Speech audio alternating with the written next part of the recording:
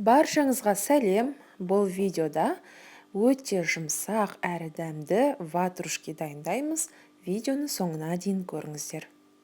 Ватрушкиді песочно-дрожжевой қамырдан жасаймыз. Алдымен аштығыны дайындап аламыз.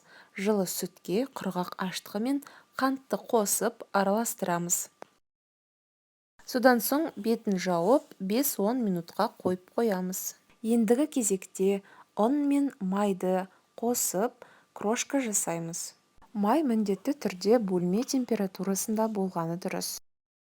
Содан соң жұмыртқаға тұз қосып, венчикпен жақсылап араластырамыз. Ұн мен майдан жасалған крошканың үстіне аштығымызды, сондай-ақ жұмыртқаны қосып, қамырды біріктіреміз. Песочно-дрожжевой қамыр жұмсақ әрі қолға жабыспайтындай болуы тиіс. Қамыр дайын болған соң, бетін пищевой пленкамен жауып, 1 сағатқа қойып қоямыз.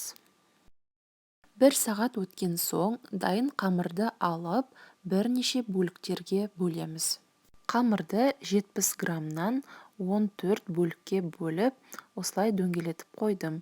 Енді бетін жауып, кішкене демалдырамыз. Оған дейін ватрушкидің салмасын дайындаймыз. Сүзбеге, яғни творогқа қант, жүгері крахмалы, жұмыртқа және ванилин қосып, барлығын араластырамыз. Ватрушкидің салмасын дайындап болғаннан кейін, демалуға қойып қойған қамырымыздың ашып, стаканның түбімен барлығын видеодағыдай басып шығамыз. Қамырды стаканның түбімен басып шыққаннан кейін, әр ұяшыққа 1 ас қасықтан сүзбелі салмадан салып шығамыз. Және ең соңында жұмыртқаның сарысын ватрушкидің жандарына жағып шығамыз. Алдын ала қыздырылған пеште 180 градуста 45 минут пісіріп аламыз. Мінекей достар, біздің жұмсақ әрі өте дәмді ватрушкилеріміз дайын болды.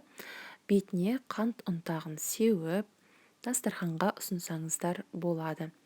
Қымбатты достар, менің каналыма тіркеліп, лайк басып, комментарий қалдыруды ұмытпаңыздар.